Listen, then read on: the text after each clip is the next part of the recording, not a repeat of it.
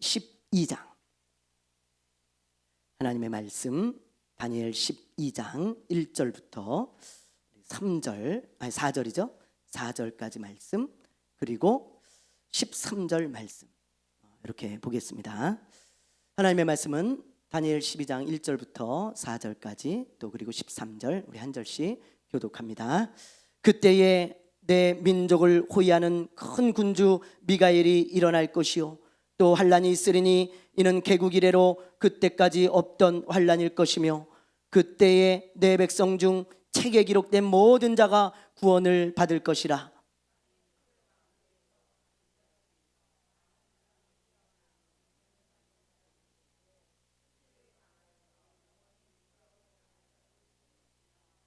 지혜 있는 자는 궁창의 빛과 같이 빛날 것이요, 많은 사람을 옳은 대로 돌아오게 한 자는 별과 같이 영원토록 빛나리라.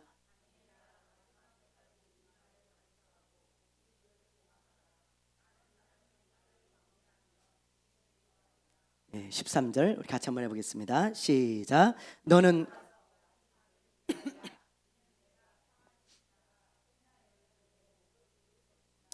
아멘. 할렐루야. 얼마 전에 제가 어떤 물건을 팔려고 당근마켓에 이렇게 올렸습니다. 여러분들도 뭐 당근마켓 많이 사용하시잖아요. 제가 이렇게 당근마켓에다 어떤 물건을 올렸는데 채팅이 오더라고요. 제가 그 물건을 사고 싶은데 언제쯤 가면 되겠습니까? 그래가지고 이제 날짜를 잡고 시간을 잡았습니다. 그래서 이제 그 날에 오기만을 기다리고 있는데 안 오는 거예요. 그 시간에. 제가 다시 연락을 했어요. 채팅을 했습니다.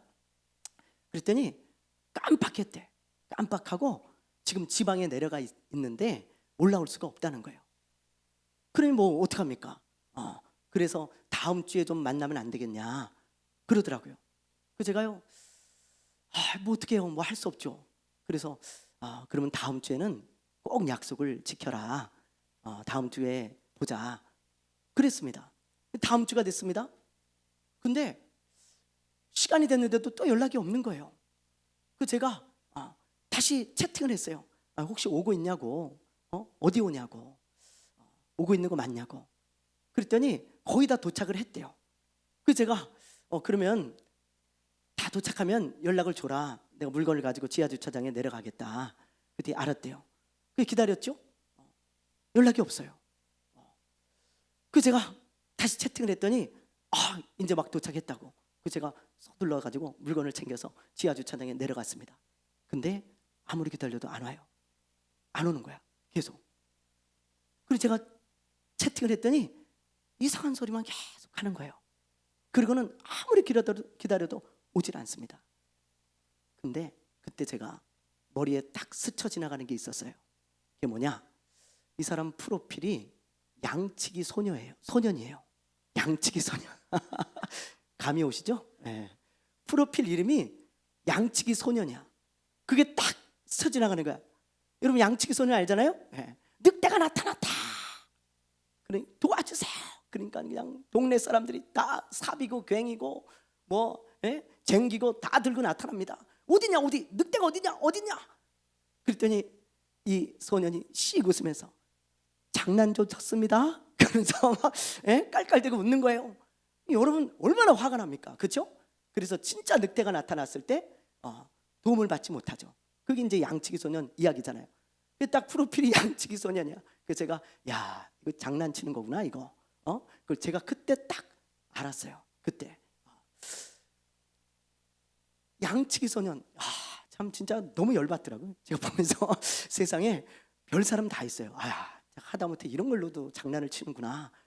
그런 생각이 들더라고요. 양치기 소년이라는 혹시 이런 프로필이 있으면 여러분 저처럼 속지 마세요. 한 번쯤 의심하시기 바래요. 이 사람이 이거 장난치는 거 아니야? 한 번쯤 의심해 보시기 바랍니다. 양치기 소년 하면 이렇게 거짓말하는 사람, 속이는 사람, 이런 게 우리가 떠오르잖아요. 그렇죠? 그런데 저는 한 가지 더 떠오르는 게 있어요. 그게 뭐냐? 예수님의 재림입니다. 예수님의 재림. 악한 마귀가요, 많은 사람들을 이 양치기 소년과 같은 전략을 써가지고 속이고 있어요. 예수님이 온다 온다 그렇게 이단이나 사이비들을 통해 잘못된 신앙을 가진 사람들을 통해서 끊임없이 이야기하게 만들어요. 그래가지고 예수님이 안 오시지 않냐, 야 어디 예수님이 오시냐, 그거 거짓이야, 그렇게 만드는 작전이 양치기 소년의 작전입니다. 여러분, 예를 들면 1992년 10월 28일 우리 다미선교회 사건 다 아시잖아요. 얼마나 크게 전국적으로 이슈가 됐습니까? 방송에 나오고 뭐 완전히 그냥 해외 토픽이 될 정도로 이슈가 됐어요. 그러면서 예수님 오신다고, 예수님 맞을 준비하라고 막 흰 옷을 입고 산에서 그냥 난리를 쳤습니다. 근데 예수님 오셨습니까? 네, 오셨으면 우리는 예수님 만나러 갔죠. 공중으로 슉, 우리는 공중에서 주를 뵀을 거예요. 그러나 그런 일이 일어나지 않았잖아요. 그러다 보니까 사람들이 거 봐라, 무슨 예수님이 오냐, 무슨 예수님이 재림을 해, 그건 말도 안 되는 새빨간 거짓말이야, 야 그런 거 없어, 그런 거. 그때부터요 싹 예수님의 재림, 마지막 때, 환난 이런 말들이 싹 사라졌어요.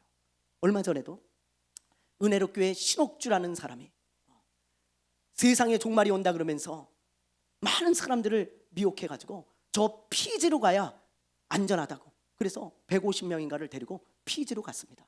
재산 다 팔고 가정 다 버리고 애들 학교 다 그만두게 하고 피지로 갔어요. 근데 여러분, 예수님 오셨습니까? 안 오셨잖아요.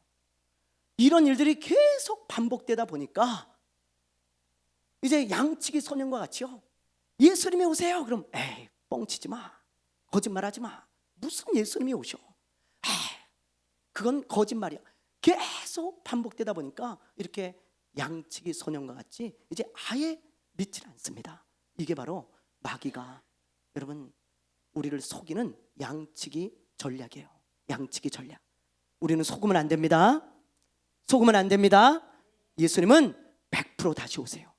100% 여러분 100% 다시 오십니다. 아멘이죠? 99%도 아니에요. 예수님이 다시 오신다고 분명히 말씀하셨기에 우리는 그 예수님을 신랑을 기다리듯 기다리고 있습니다. 단지 예수님이 언제 오실지 그건 몰라요. 그거는 아무도 알 수가 없는 것입니다. 그러나 예수님이 분명히 오신다는 것, 그래서 우리는 예수님의 재림을 지금 기다리고 살아가고 있다는 것, 그걸 여러분들이 잊지 말아야 하는 것입니다. 그런데 중요한 것은 오늘날 우리가 살고 있는 이 시대가 어떤 시대인가, 여러분 그것을 우리가 잘 인식해야 돼요. 오늘날 우리가 살고 있는 이 시대는 예수님의 재림이 아주 임박한 시대입니다. 여러분, 예수님이 재림하시는 그때가 마지막 때예요. 예수님이 재림하시면 이 세상은 이제 천년왕국이 펼쳐지고 새로운 시대를 맞이합니다. 끝나는 거예요. 그래서 예수님이 재림하시는 그때를 마지막 때라고 얘기를 합니다. 그리고 그 마지막 때를 향해서 역사는 달려가고 있는데 우리가 살고 있는 이 때는요 아주 긴박한 때예요.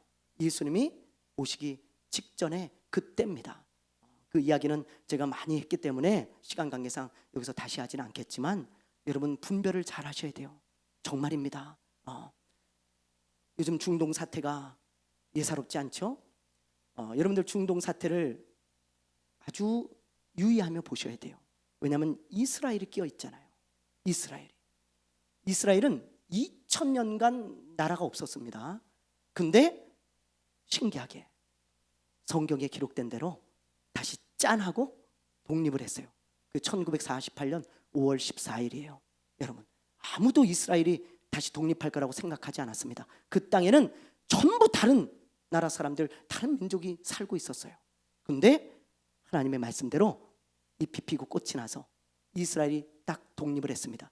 이스라엘이 독립을 한 그때부터 타임이 시작된 거예요. 여러분, 마지막 때에 가까이 가는 그 시간에 카운트다운이 시작된 겁니다. 그리고 지금 얼마나 많이 왔는지 몰라요. 그렇죠? 네. 그래서 우리가 이스라엘과 중동을 잘 봐야 돼요. 여러분, 예의주시하며 봐야 됩니다.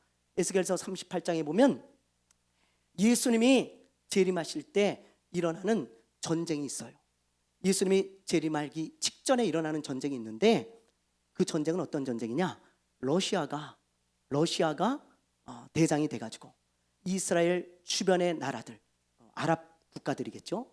아랍 국가들이 이스라엘을 침략하는 전쟁입니다. 근데 여러분 지금 보세요.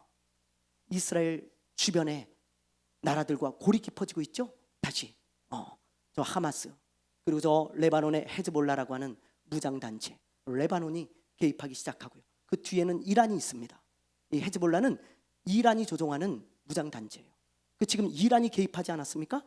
이란이, 그리고 시리아, 요르단, 사우디 지금 다 개입을 하고 있어요. 이제 러시아가 개입을 해가지고 이스라엘을 침공하면 이 성경에 에스겔 38장의 그 말씀일 가능성이 많죠. 우리가 좀 지켜봐야 되겠지만, 그러나 어쨌든 중요한 것은 이 골이 계속 깊어지고 있다는 거예요. 언젠가는 터지지 않겠어요? 이 골이 계속 깊어지다 보면 성경은 이렇게 하나도 오차 없이 긴박하게 돌아가고 있습니다. 희한하죠, 여러분. 그래서 우리가 이스라엘을 잘 주목해서 봐야 되는 거예요. 이스라엘, 이런 때입니다. 예수님이 재림이 만약에 12시라면 지금 11시 55분이에요. 여러분, 5분 남았습니다.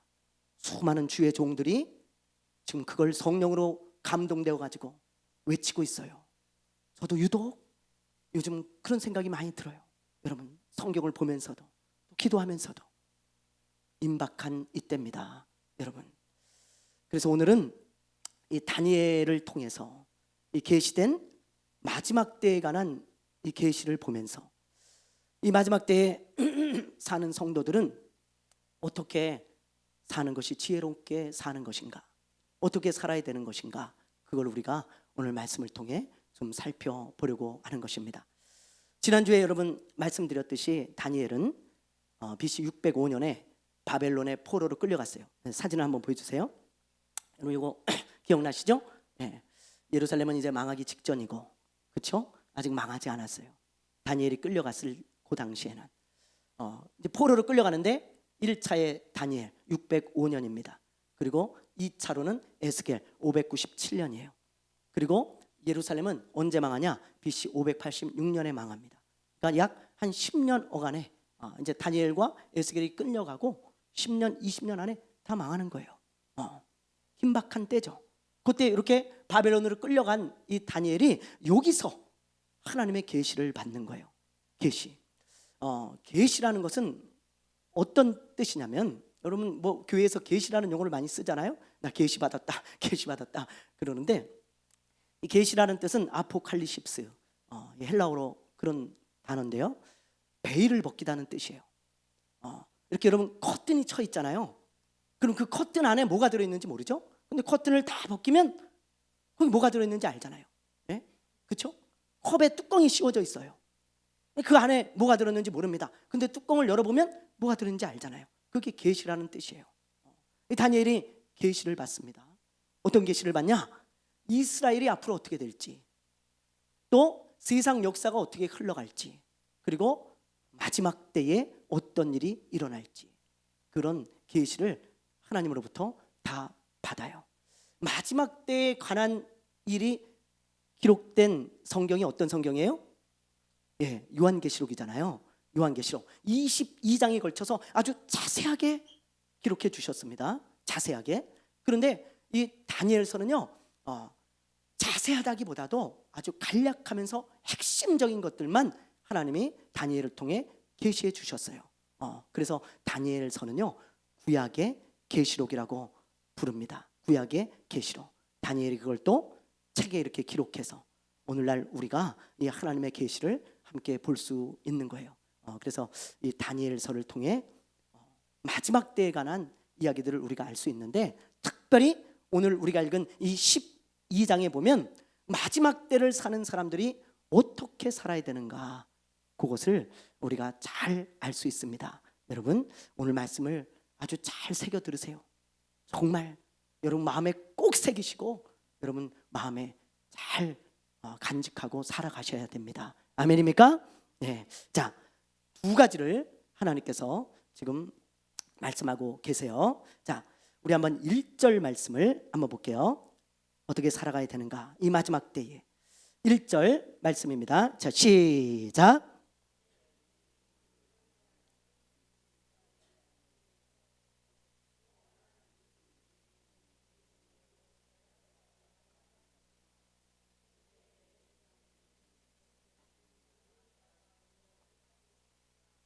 네.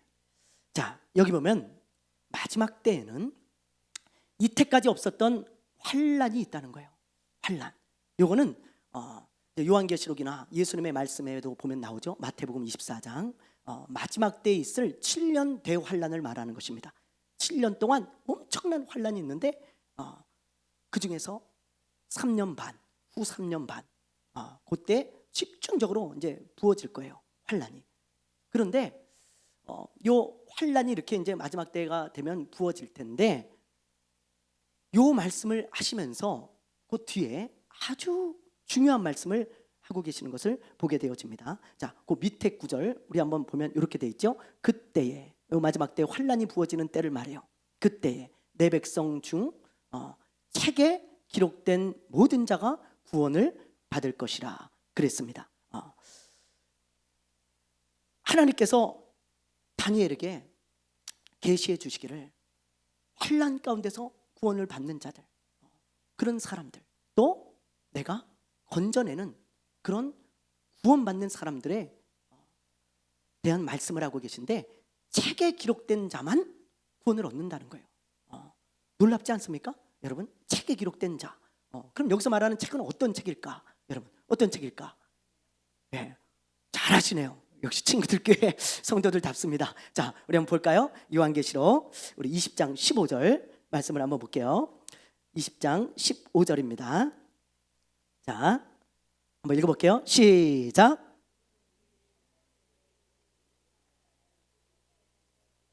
네, 여기 말한 책이 생명책입니다. 생명책. 생명책에 이름이 기록된 사람은 구원을 얻어요. 그러나 생명책에 이름이 기록되지 않은 사람은 구원을 얻지 못합니다. 그러니까 여러분, 여기서 말하는 이 불못에 던져지는 사람은 생명책에 기록되지 못한 사람인데, 이 불못은 지옥을 말하는 거예요. 지옥에 던져지는 것을 말하는 것입니다.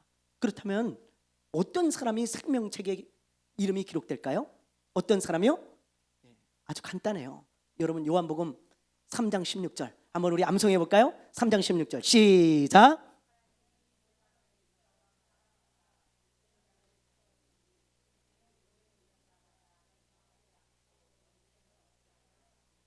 네, 여기 보세요. 하나님이 세상을 이처럼 사랑하사 독생자를 주셨으니 이는 예수 그리스도를 믿는 자마다 멸망하지 않고 영생을 얻는다는 거예요. 여러분, 예수님을 믿는 사람은 멸망하지 않아. 여기서 멸망은 아까 말한 불못에 던져지는 것을 말하는 것입니다. 지옥을 말하는 거예요. 지옥에 던져지지 않고 영원한 생명, 영원한 하나님의 나라 천국을 얻게 하려 하심이라 그랬어요. 여러분, 그러니까 분명하죠. 분명해. 생명책에 이름이 기록되는 자는 어떤 사람입니까? 예수님을 진실로 믿는 사람이에요. 예수님을 나의 구원자로, 나의 주인으로, 예수님을 진실로 믿는 사람들은 멸망하지 않아요. 불못에 던져지지 않고 영생을 얻는다 했으니까 예수님을 진실로 믿는 자들만이 생명책에 이름이 기록되어 있는 것입니다. 그래서 바울은 빌립보서에 이렇게 말씀을 하고 있어요. 자, 빌립보서 4장 3절 말씀을 볼게요. 자, 읽어봅니다. 시작. 또 참으로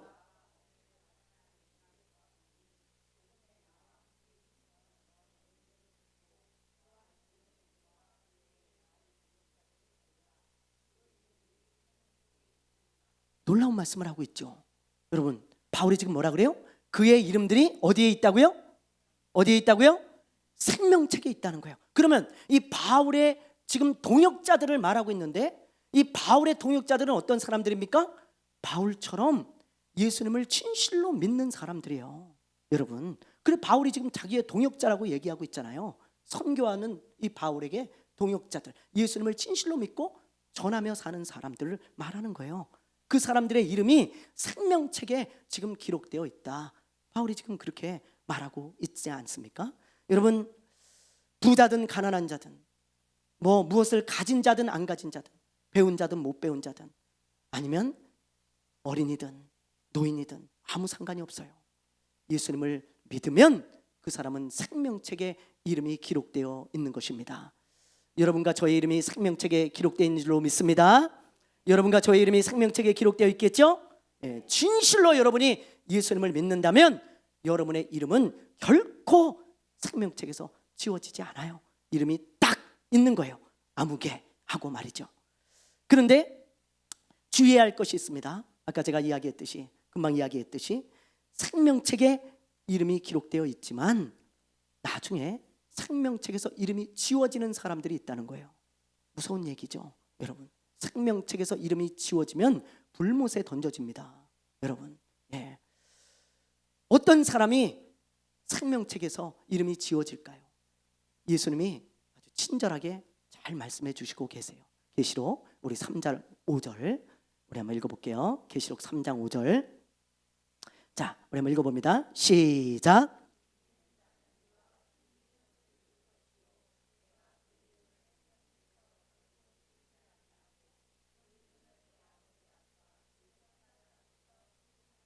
자, 여기 보면 어떤 사람은 생명책에서 결코 지워지지 않습니까? 어떤 사람이요? 이기는 사람. 이기는 사람은 결코 생명책에서 자기 이름이 지워지지 않아요. 그럼 이기는 사람이 누굴까요? 이기는 사람이 여러분 어떤 환경과 어떤 역경에서도 믿음을 지키며 끝까지 살아가는 사람. 그 사람을 성경은 이기는 사람이라고 말씀하고 있어요. 이기는 사람. 그러니까 이기는 사람이라는 것은 끝까지 예수를 믿고 끝까지 믿음을 버리지 않고 끝까지 예수님을 떠나지 않는 그런 사람들, 그 사람들을 이기는 사람이라고 말씀하고 있고 그런 사람들의 이름은 결코 생명책에서 지워지지 않는다는 거예요. 그럼 여러분 반대로 어떤 사람이 생명책에서 지워집니까? 어떤 사람이요? 지는 사람. 결코 여러분 지는 사람이 되면 안 돼요. 환경에 지지 마십시오. 상황에 지지 마십시오. 여러분에게 어떤 일이 일어나도 믿음을 절대로 포기하거나 예수님을 절대로 떠나면 안 돼요. 저는 이걸 굉장히 강조하는 사람입니다. 여러분, 저하고 신앙생활을 하는 동안은 제가 평생 여러분에게 이거 계속 이야기해 줄 거예요. 이기는 자가 돼야 돼요. 그게 우리의 목표예요.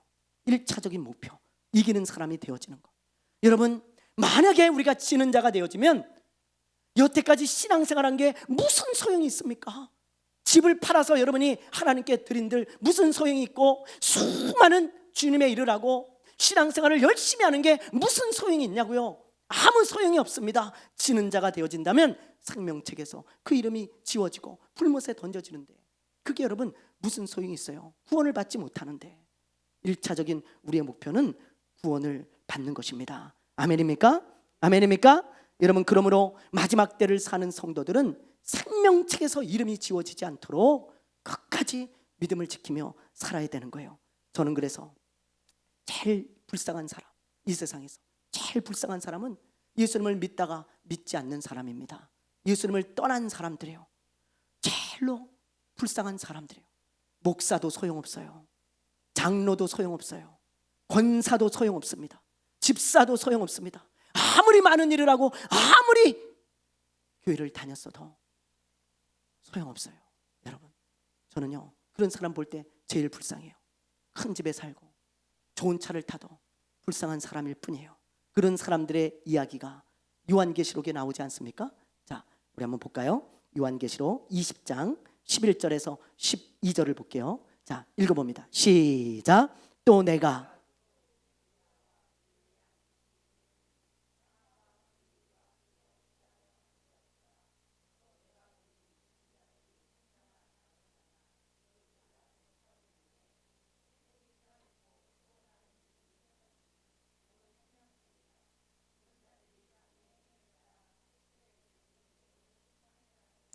자, 여기 보면 지금 요한계시록 20장 11절 12절은요 흰 보좌 심판을 말하는데 이 흰 보좌 심판은 예수님이 흰색 보좌에 앉아서 심판을 하는 거예요. 근데 이 때는 믿지 않는 자들을 심판하는 때입니다. 믿지 않는 사람들을 다 모아놓고 심판을 하시는데 근데 신기한 게 있죠. 여기 보면 책들이 펼쳐져 있어요. 하나는 행위책이고 하나는 무슨 책이에요? 생명책이 펼쳐 있죠. 생명책이. 여러분, 생명책이 여기 왜 있을까? 필요가 없잖아요. 어차피 믿지 않는 사람들의 이름은 생명책에 기록되어 있지 않습니다. 그런데 이 심판의 자리에 생명책이 왜 펼쳐 있을까? 여러분, 왜? 저는 이렇게 해석해요. 이걸 믿다가 믿지 않는 사람들이 있어요. 이 중에 예수님을 잘 믿었어요. 근데 진 거예요. 환경에, 상황에 져서 예수님을 떠났어. 그런 사람들에게 예수님께서 보여주실 거예요. 봐라, 몇 날 며칠 몇 시까지는 너의 이름이 생명책에 있었어. 근데 너의 이름이 지워지고 없다. 안타깝다. 예수님이 그러실 거예요. 그걸 증거로 보여주실 거라고. 여러분, 그때 이 사람은 얼마나 후회하겠습니까? 얼마나 억울하고 슬피 울며 일을 갈 거예요. 그러면서 말이죠, 자기 자신의 가슴을 칠 겁니다. 여러분, 우리가 이런 사람이 되면 되겠습니까? 이런 사람이 되면 되겠습니까? 안 되지 않겠어요? 수많은 교회가 있어요. 그런데 여러분, 오늘날 많은 교회에서 천국과 지옥, 예수님의 재림, 또 이런 생명체, 이런 이야기들을 하는 교회가 많이 없습니다. 참으로 안타깝게 도덕적인 이야기, 윤리적인 이야기들만 참 많이 해요. 여러분, 이런 이야기들을 우리가 들어야 돼요. 여러분의 영혼의 보약과 같은 말씀입니다. 정말 보약과 같은 말씀.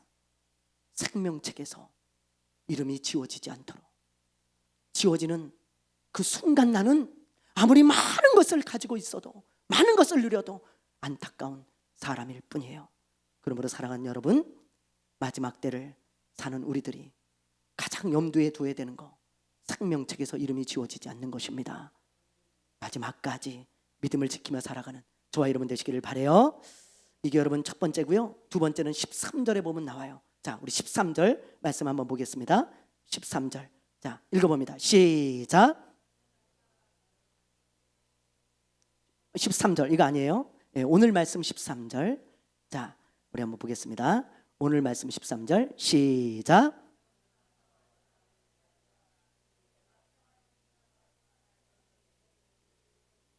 네, 여기 보면 하나님이 다니엘에게 지금 뭐라고 말씀하십니까? 너는 마지막 때를 기다리라는 거예요. 기다려라.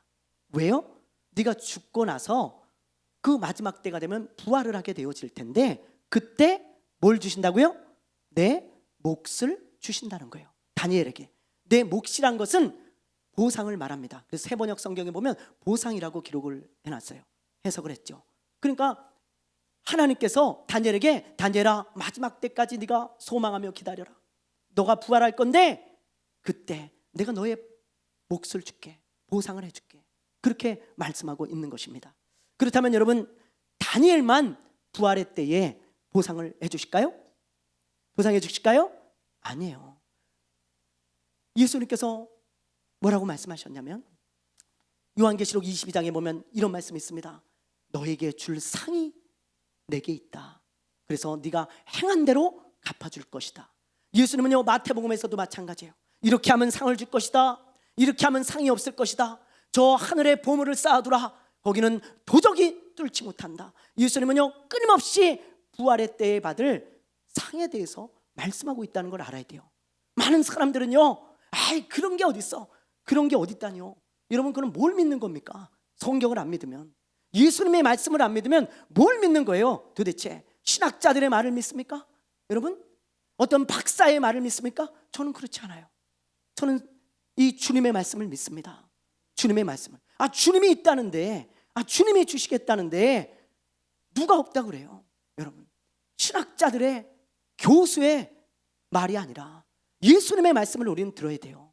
예수님께서 말씀하시기를 모든 성도들을 그리스도의 심판대 앞에 세운다는 거예요. 그리스도의 심판대. 고린도후서 5장 10절에 나옵니다. 집에 가셔서 읽어보세요. 그리스도의 심판대 앞에 믿는 자들이 다 설 거예요.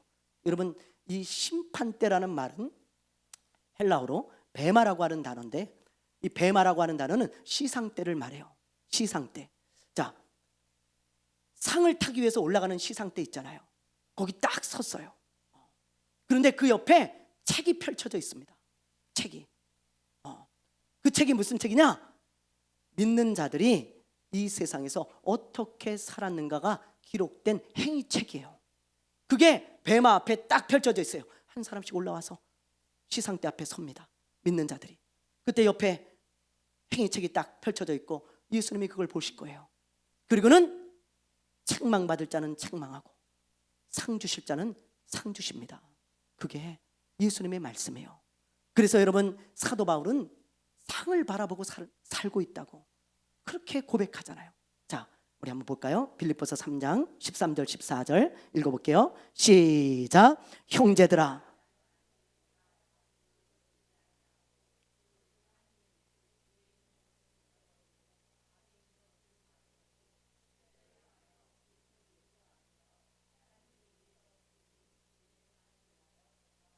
보세요. 여러분, 사도 바울이 뭘 위해서 달려간다고요? 네, 하나님이 주실 상을 바라보면서 자기도 열심히 뛰는 주자와 같이 지금 달려가고 있다는 거예요. 신앙생활하면서, 복음 전하면서, 전도하면서, 선교하면서 열심히 주님을 위해 충성하면서 자기도 달려가고 있다. 왜? 주님이 부활의 때에 주실 상이 있기 때문이다. 그렇게 말씀하고 있는 거죠. 여러분, 얼마 안 있으면 이제 7월에 파리 올림픽이 열립니다. 그렇죠? 네, 파리 올림픽이 이제 곧 열리는데, 그 파리 올림픽을 위해서 4년 동안 구슬땀을 흘리며 열심히 정말 연습하는 운동 선수들이 있죠. 이 사람들이 왜 4년 동안 그렇게 구슬땀을 흘리며 연습할까요? 메달이 있기 때문이잖아요.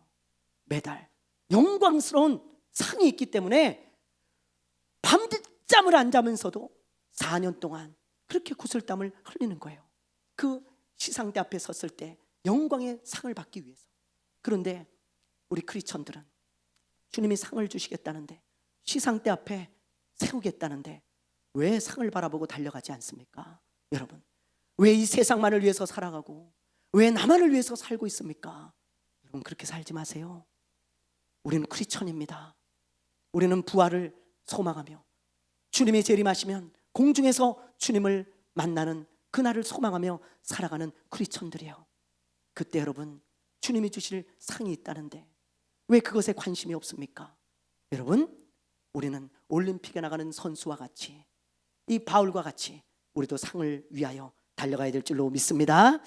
학교를 졸업할 때 보면 졸업장을 타는 사람이 있고 상을 타는 사람이 있어요. 그렇죠? 한 사람씩 이렇게 나와가지고 졸업장을 다 탑니다. 졸업장은 학교를 끝까지 다니면 주는 거예요. 그러나 상은 다르죠? 상은 뭔가를 잘한 사람에게 주는 게 상이에요. 우리가 주님 앞에 섰을 때도 졸업장을 받는 사람이 있고 상을 받는 사람이 있을 거예요. 끝까지 믿음을 지켜서 마지막까지 예수님을 믿은 사람은 다 졸업장을 줄 거예요. 축하한다. 너 마지막까지 저렇게 믿음을 지키며 잘 달렸구나. 축하해. 그러면서 막 박수치면서 졸업장을 다 줄 거예요. 그러나 상을 받는 사람은 다르죠. 다른 문제예요. 그건 뭔가 잘한 사람에게 주는 거예요. 주님이 보실 때 뭔가 주님의 말씀에 순종을 했든, 주님을 위해 헌신을 했든, 뭔가 하나님이 보실 때 상 주실 만한 게 있어야 여러분, 우리가 상을 받지 않겠습니까? 사랑하는 여러분, 우리 이왕 신앙생활 하는 거 졸업장만 받지 맙시다. 졸업장만 받지 맙시다. 주님의 시상대에 섰을 때 상을 받는 저와 여러분 되시기를 바랍니다. 오늘 제가 두 가지를 이야기했어요. 마지막 때를 사는 우리들이 어떻게 살아야 되는가. 오늘 다른 건 다 잊어버려도요, 여러분 이 두 가지 책 잊어버리면 안 돼. 하나는 무슨 책? 생명책. 생명책에 내 이름이 지워지면 안 된다. 끝까지 예수 믿어야 된다. 두 번째는 행위책. 나의 삶이 기록되고 있어요. 왜요? 상 주시기 위해서. 그거를 꼭 기억하시고 살아가는 마지막 때의 성도들 되시기를 주님의 이름으로 축원합니다. 축원합니다. 축원합니다. 찬양하겠습니다.